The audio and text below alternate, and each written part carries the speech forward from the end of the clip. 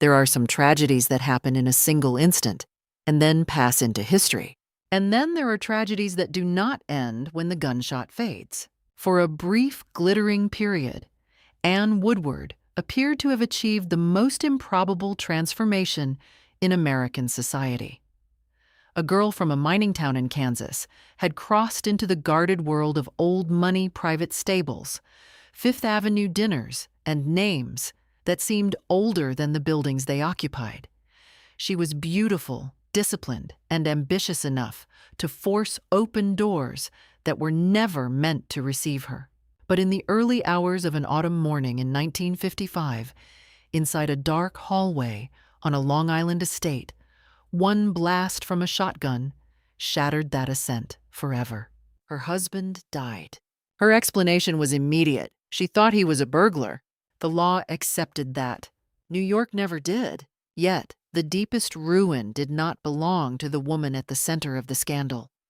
It belonged to the two boys sleeping upstairs, children born into one of America's richest dynasties, who would spend the rest of their lives trapped inside a question no one would answer for them. This is the story of Ann Woodward and of the terrible inheritance left to her sons. Ann Woodward was not born Ann Woodward. She entered the world as Angeline Lucille Crow on December 12, 1915, in Pittsburgh, Kansas, a town built from labor-soot modest routines and the practical expectations of people who did not imagine history would come looking for them. This was not New York. It was not Newport. It was not the polished East Coast world of ancestral money and inherited confidence.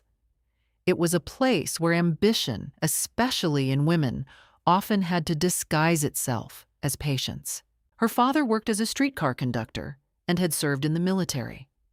Her mother, by contrast, represented education and aspiration. She was a schoolteacher, and by the standards of southeastern Kansas in the early 20th century, a notably accomplished woman, reportedly among the first in her county to earn a master's degree from the University of Kansas. In another household, that combination of practicality and discipline might have created stability. But the marriage did not last. Ann's parents divorced while she was still young, and divorce in that era was not simply a private sadness. It altered a child's sense of security, status, and identity.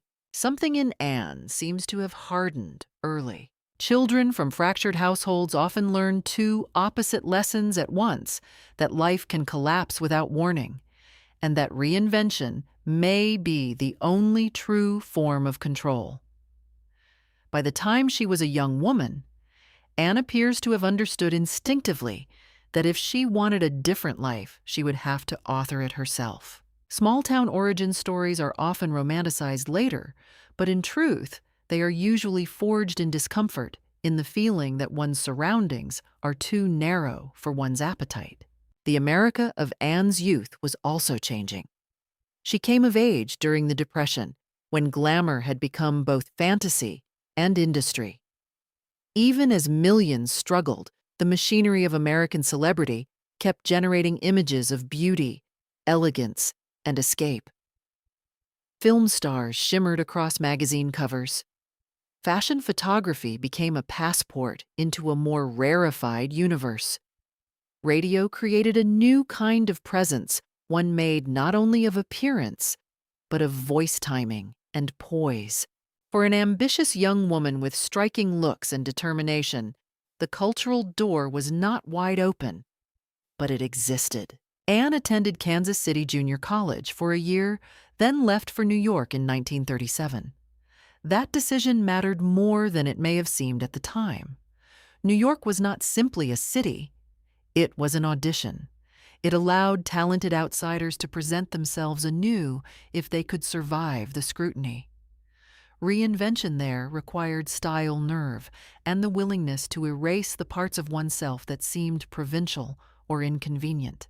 She did exactly that. She changed her name to Ann Eden, a cleaner, more elegant, more metropolitan identity than Angeline Crow. The new name sounded like aspiration made visible. It suggested freshness, refinement, and possibility.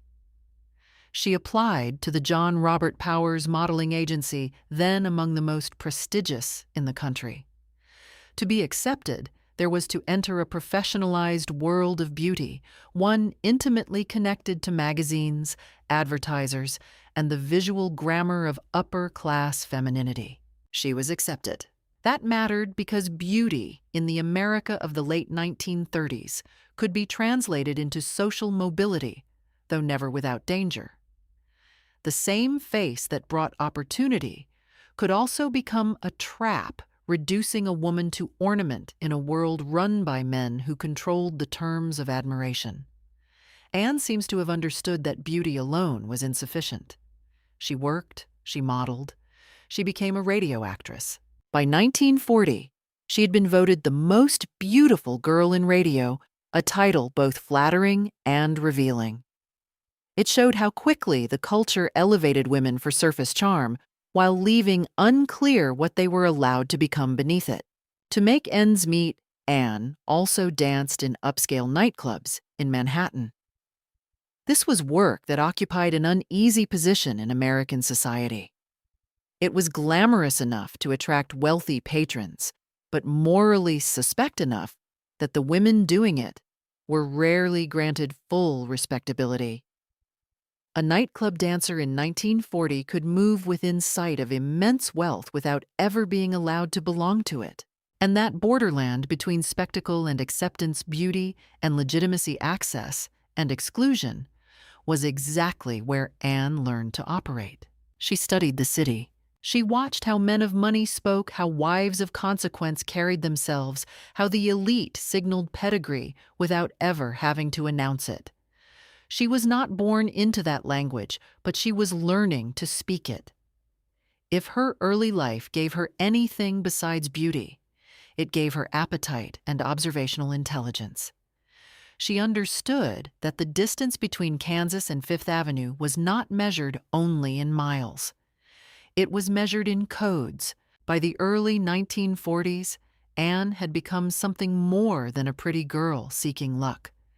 She had become a woman in active pursuit of entry into wealth, into permanence, into a class system that pretended to be effortless while enforcing itself with merciless precision. History would remember her for the one night that destroyed everything. But long before that, Ann Woodward's defining act was self-creation.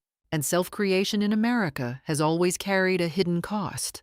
Anne's ascent into the Woodward orbit began in a way that already carried the scent of scandal. At one of Manhattan's fashionable night spots, often identified as Fifi's Monte Carlo on East 54th Street, she came to the attention of William Woodward Sr., one of the most important bankers in New York and a towering figure in old money society. He was chairman of the Central Hanover Bank and Trust Company, a man of immense influence, and deeply rooted in a world where lineage mattered as much as liquidity. His family represented not mere wealth, but establishment.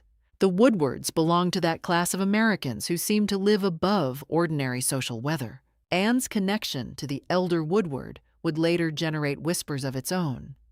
Society always has a use for ambiguity, especially when it involves a beautiful outsider and a powerful older man. Whether she was his protégé, his companion, or something more compromising, was never fully established. What matters historically is that through him, she met the younger Woodward William Billy Woodward Jr. Billy seemed on paper almost too perfectly designed for his age and station. He was handsome, athletic, and privileged in that highly specific way that old American money can produce the sort of man for whom effort appears optional because the architecture of life has already been built in his favor. He had attended Groton, and Harvard served in the Navy. During World War II, survived a torpedo attack and received a Purple Heart.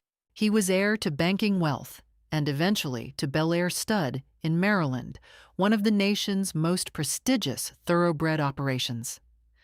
In the mythology of elite America, Billy was the prize. That he fell for Anne only intensified the drama. When they married on March 6, 1943, the match was not merely romantic. It was social trespass. Anne was older than Billy by several years and came from a background that the Woodward family especially. Billy's formidable mother, Elsie Woodward, found unacceptable. Elsie was not simply snobbish. She was a guardian of rank.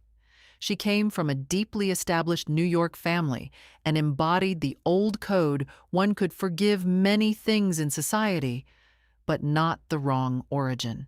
The wedding took place in Tacoma, Washington, far from the theatrical judgment of New York society.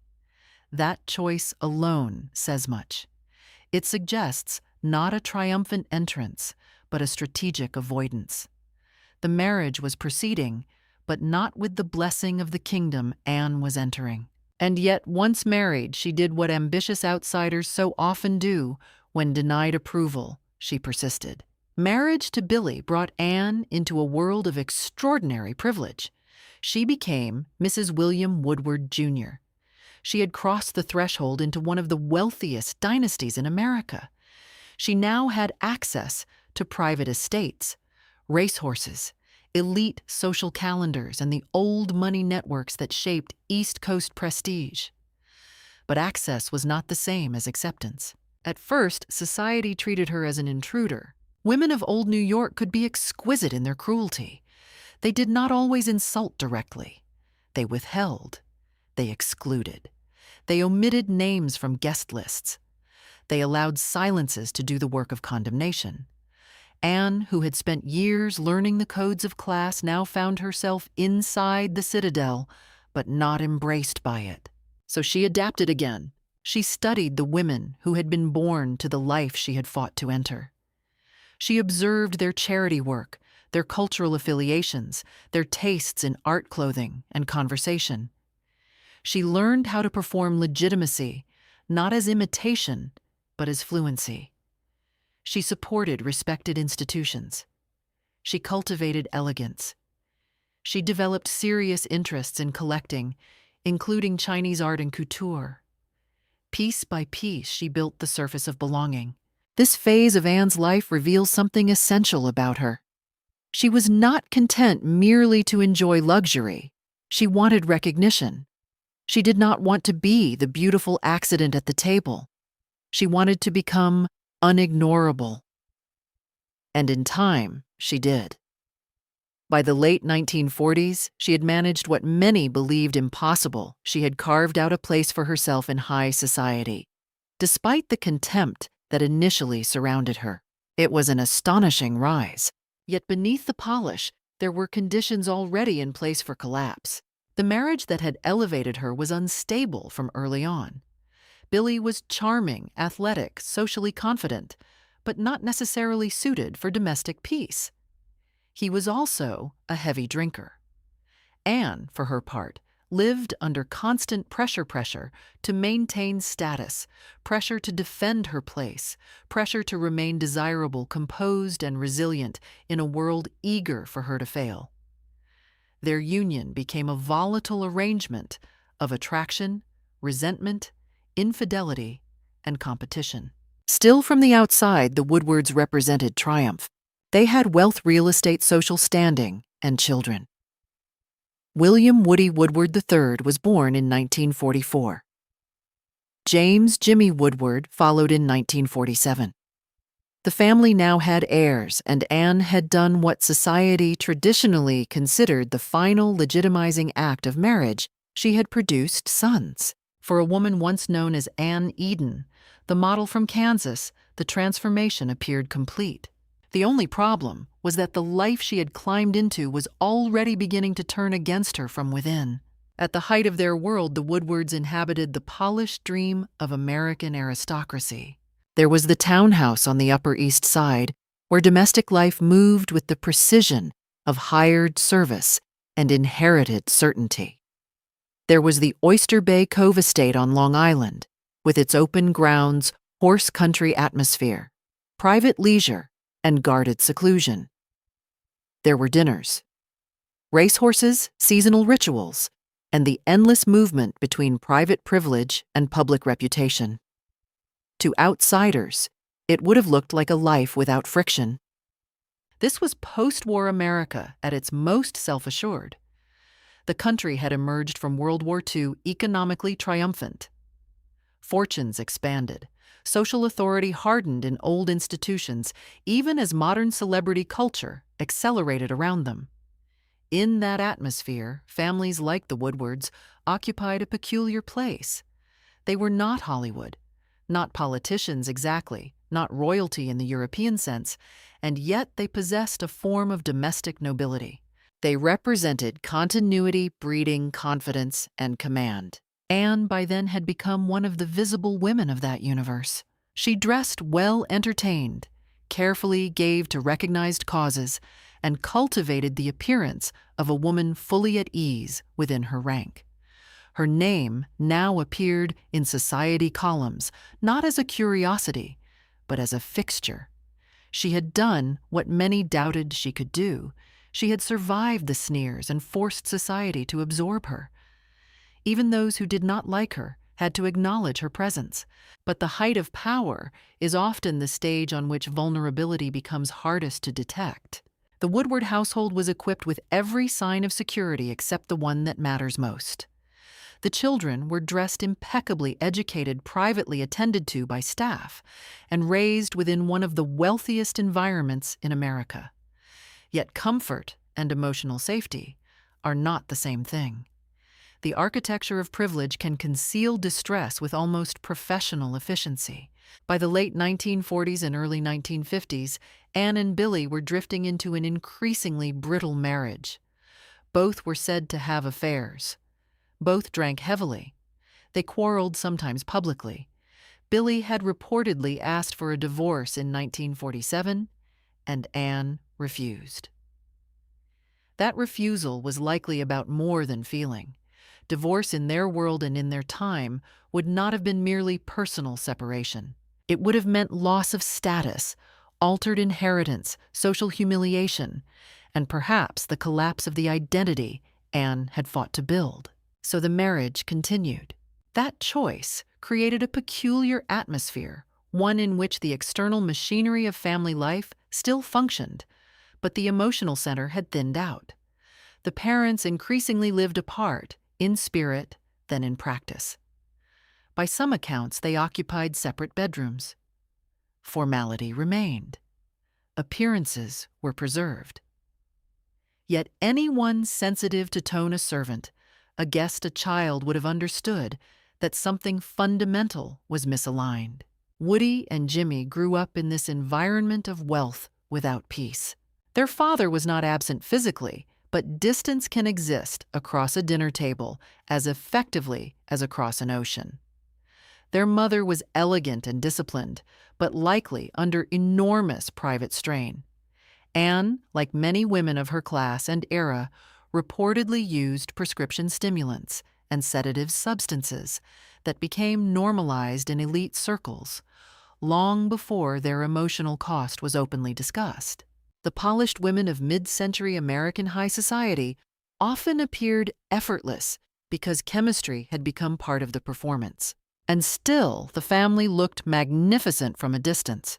Bel Air Stud connected the Woodwards to another realm of prestige, the ancient romance of thoroughbred racing.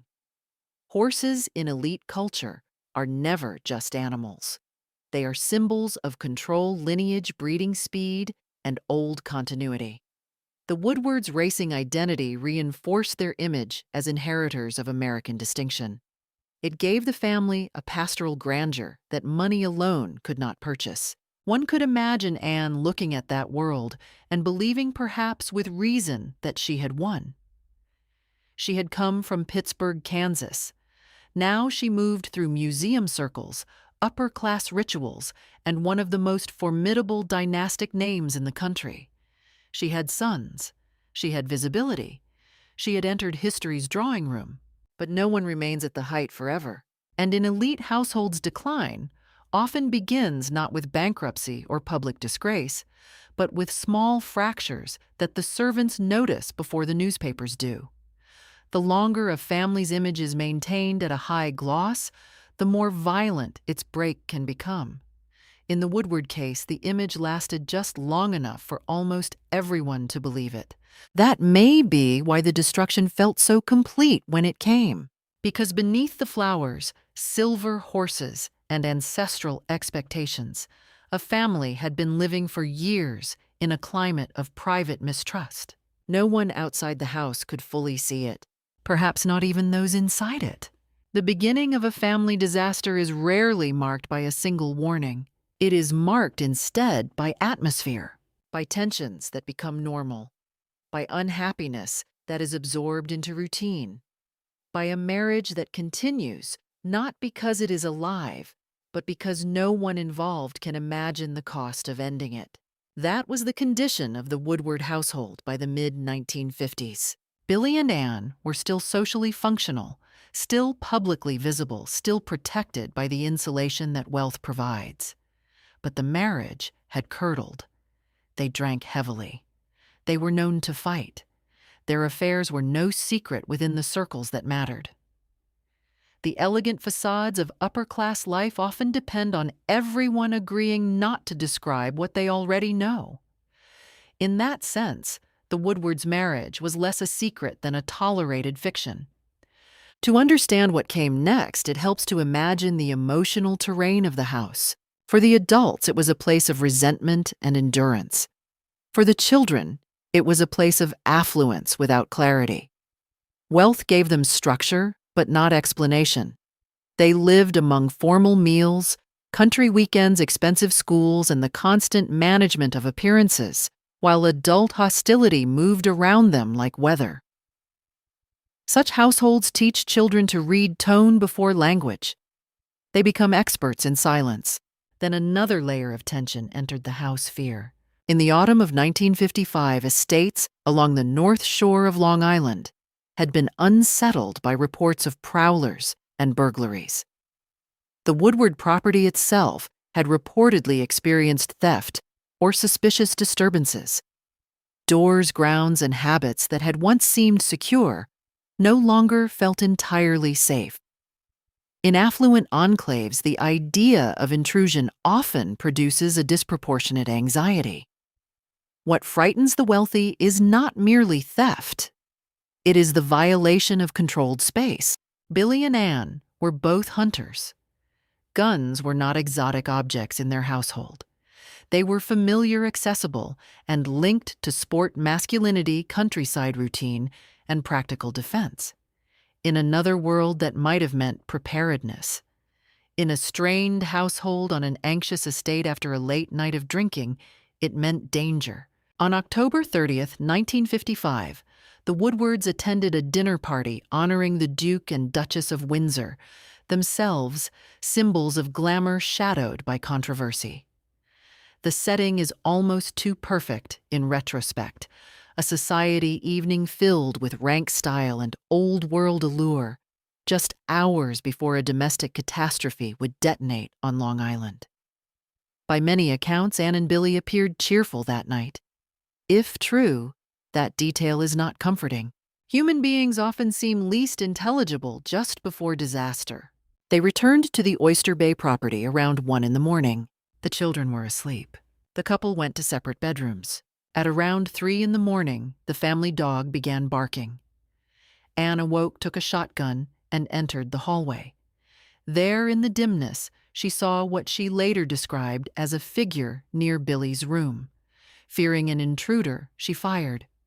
One shot struck the wall. The second, through ricochet and terrible geometry, sent buckshot into the temple of the man she had mistaken for a prowler. It was Billy. That is the official account.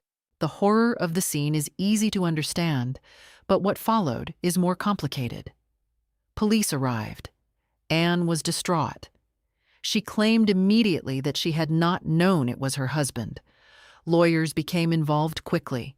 The handling of those first hours would later invite enduring suspicion. So would the speed with which the narrative of accident took shape.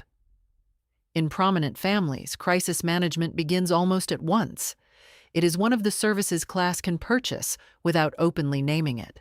Then came a detail that would cement the mystery for decades. A man named Paul Wurz was later arrested and admitted to having been on the roof of the Woodward property that night, fleeing after hearing gunshots. His confession seemed to support Ann's account that an intruder threat had been real. Whether that confession was wholly reliable or whether broader social forces had quietly aligned in favor of a particular outcome remains one of the unresolved shadows in the case. 3 weeks later, Ann testified before a Nassau County grand jury.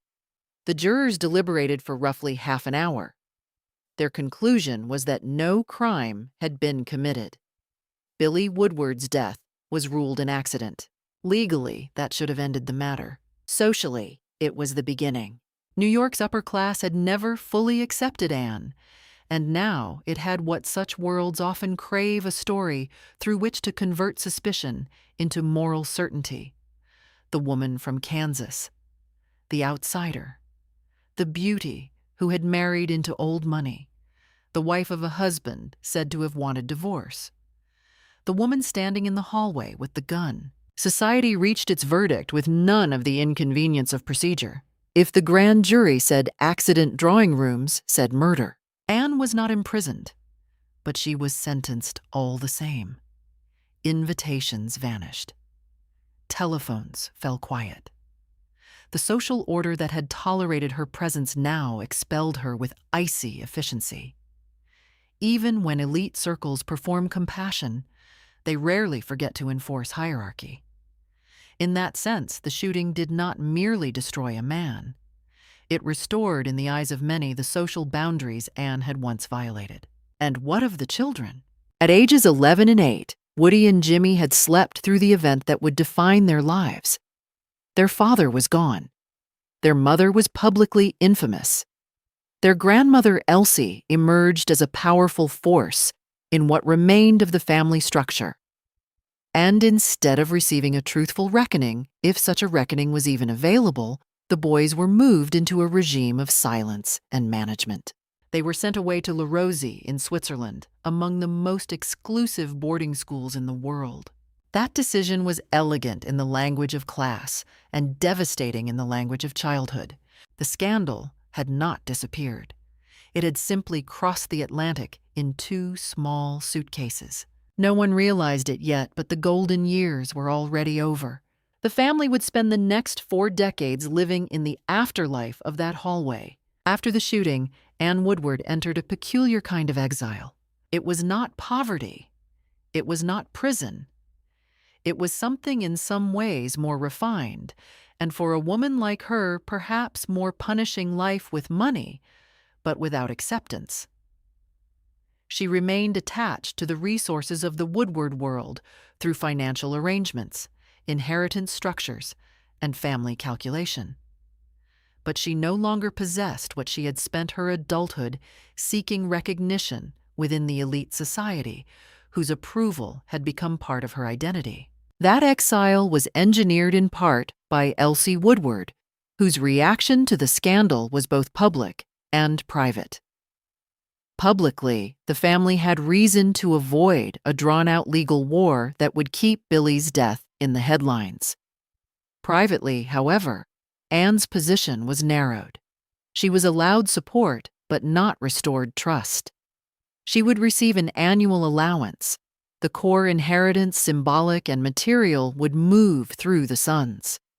She was not to command the family empire. She was to exist beside it under terms. This is how old families often handle contamination, not by direct annihilation, but by controlled distance. Ann spent years moving between Europe and New York, trying to create a life in the ruins of the one she had built. She still had money. She still had style. She still traveled. Yet she now carried a narrative more powerful than any self-invention: the woman who shot her husband and got away with it. Once a society woman becomes a story rather than a person, she never fully regains her outline. The deeper tragedy, however, was unfolding more slowly in her sons.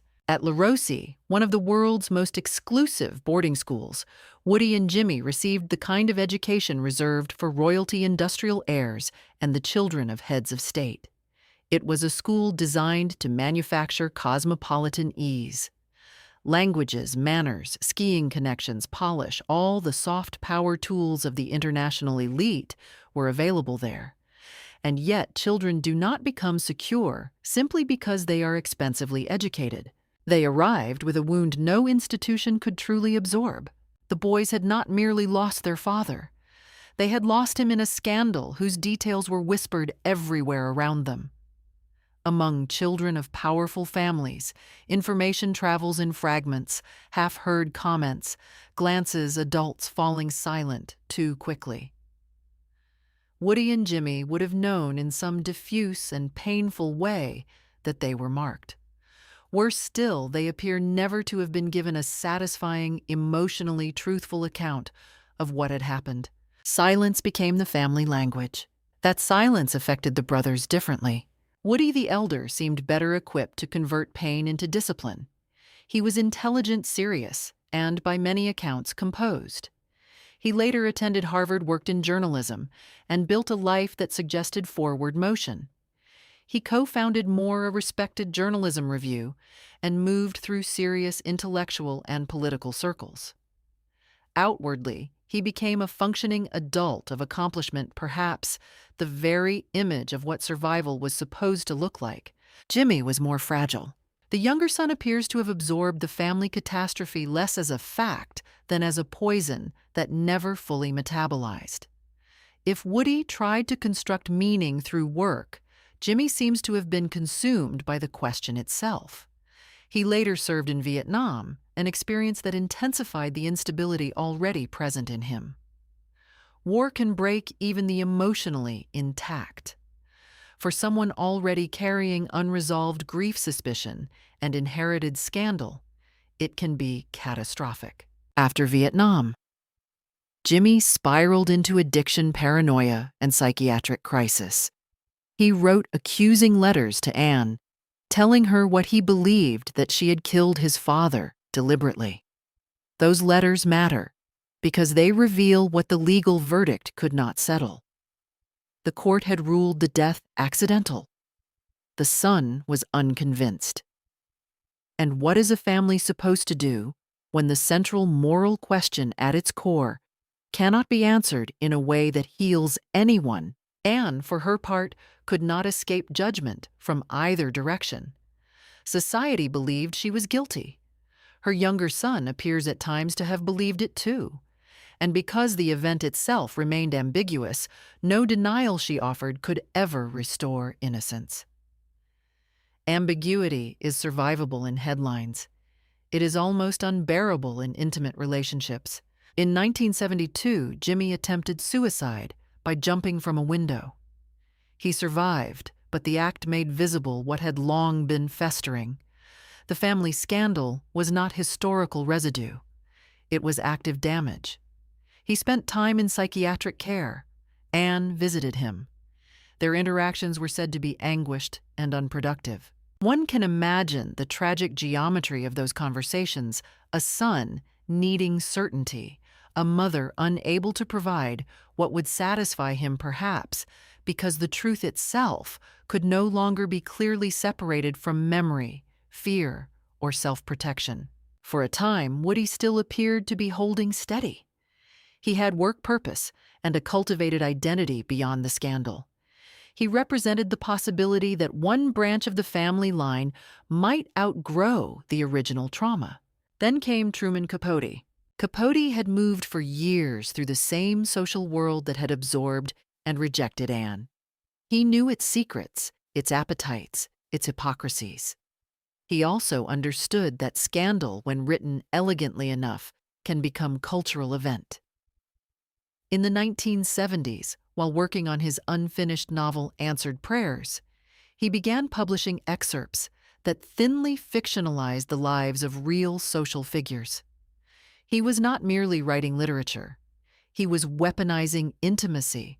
One of those excerpts, La Côte Basque, 1965, included a character transparently based on Ann, a woman who had killed her husband and escaped punishment by claiming she thought he was a burglar.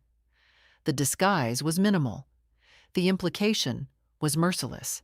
When Ann learned what was coming, the old wound reopened with fatal force. By then, she had lived for 20 years in the stale afterimage of the shooting. She had endured whispers, exclusions, exile, and the endless suggestion that she had outwitted justice. Whatever life she had salvaged was precarious, dependent on movement-style routine and denial. Capote's portrait threatened to freeze her forever inside the ugliest possible interpretation of her past, and to do so in print with the cool amusement of elite society looking on. On October 9, 1975, Ann Woodward tragically took her own life in her Fifth Avenue apartment at the age of 59. It is tempting to say that Capote killed her. That is too neat and therefore misleading. Ann had been dying socially for 20 years. Capote did not invent her destruction. He sharpened it, timed it, and made it public again. But the story did not end with Ann's death. For Jimmy, it became almost impossible to endure. His mother's suicide confirmed the family as a place where the unanswerable ended only in catastrophe. He had already fallen apart once. Now, the central figure in his private torment was gone permanently beyond explanation. In September 1978, at age 31, Jimmy fell to his death from the 9th floor of the Mayfair House Hotel in Manhattan. He had inherited wealth. He had not inherited peace, and by then, the pattern that would later claim his brother had already begun to reveal itself.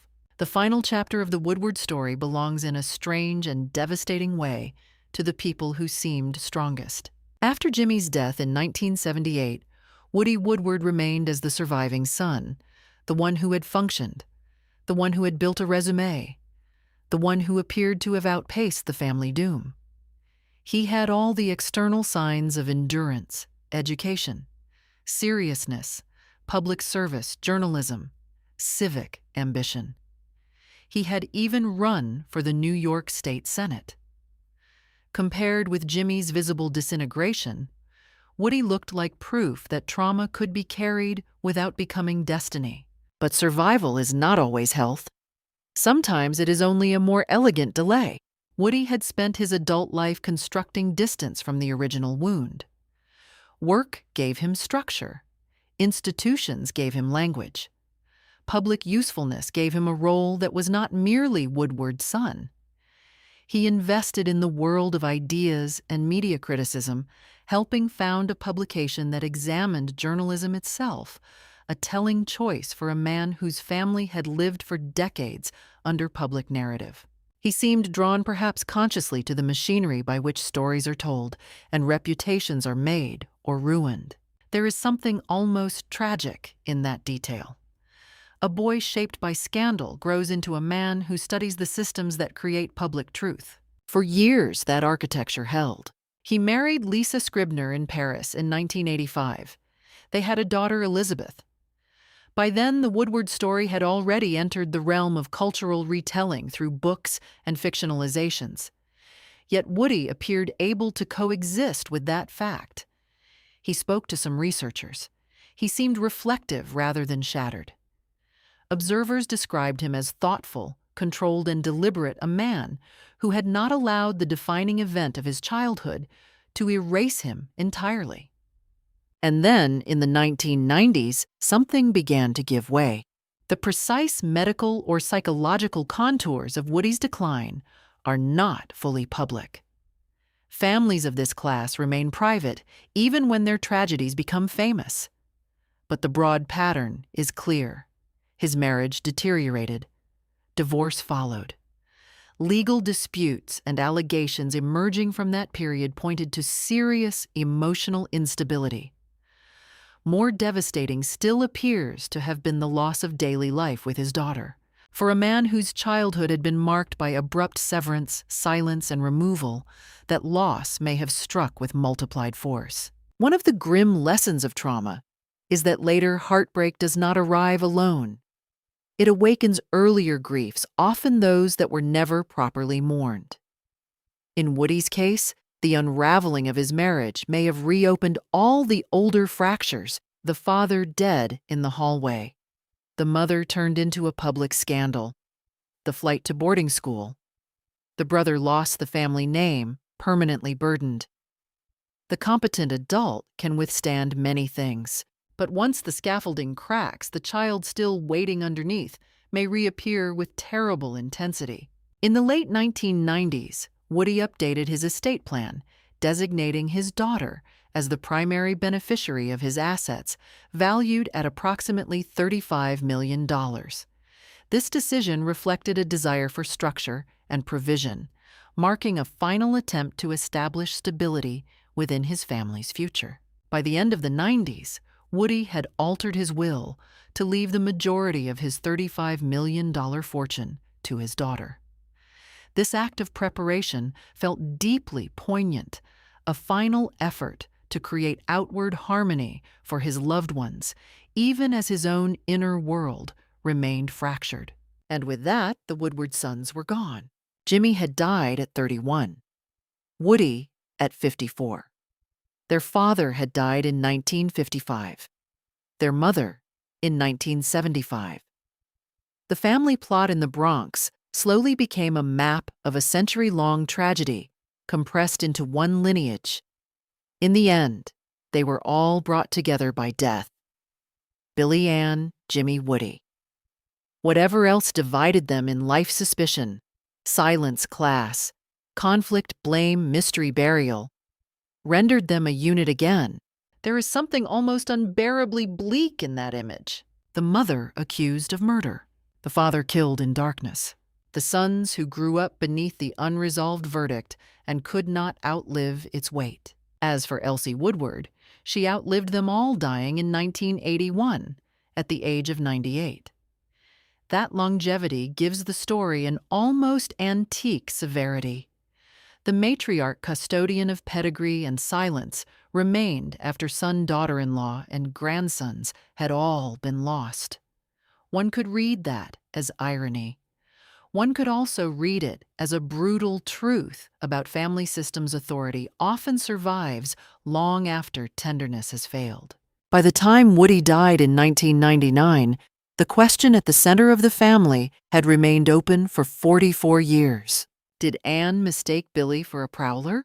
Or did she know exactly whom she was shooting? It is one of those questions that history can preserve but never settle. Evidence exists. Interpretations persist. The legal system produced one answer. Society produced another. The children who were entitled to certainty more than anyone received neither. And perhaps that is the point toward which the Woodward story keeps moving. Not merely that violence occurred, but that explanation never did.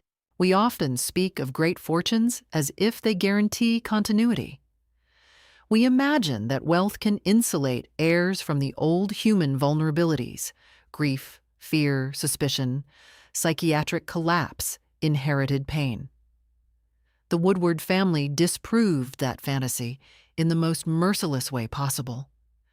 Money bought schools, hotels, lawyers, apartments, and silence. It could not buy a truth capable of healing those who needed it. The final years of this story are tragic not because a dynasty lost status.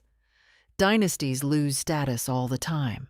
They are tragic because the surviving children reached adulthood, married, worked, served, inherited, traveled, and still could not get free of the one night that began before dawn in 1955. No one had ever answered it for them. And by the end, no one was left to ask. History remembers Ann Woodward in fragments. To some, she is the beautiful outsider from Kansas who penetrated one of the most guarded aristocracies in America. To others, she is the woman at the center of one of the century's most infamous society scandals. To still others, she is not the final subject at all, but the beginning of a tragedy that destroyed her sons long after the headlines had cooled. That may be the most honest way to understand her legacy. The Woodward story is not simply about guilt or innocence. It is about what unresolved catastrophe does to a family when reputation becomes more important than truth. The law can close a case. Society can harden into rumor. But children live in the space between verdicts. Woody and Jimmy inherited extraordinary privilege, yet what shaped them most was not money. It was silence. There is a temptation when looking at lives like these to mistake luxury for immunity. The estates, the boarding schools, the horses, the Fifth Avenue apartments, all of it suggests safety. But history repeatedly reminds us that wealth refines tragedy. It does not prevent it. In elite families, pain is often better dressed, more discreetly managed, and more fiercely denied. That can make it even more destructive. Ann Woodward climbed into a world that had not intended to receive her. She conquered it for a moment. Then, in a single night, she became captive to it forever. Her sons inherited the scandal, the mystery, and the emotional debt of that night, and in time, it consumed them too. That is the final contradiction at the heart of this story. A dynasty can preserve names, land art, and money across generations. But if it cannot tell the truth, it may not be able to preserve the people inside it.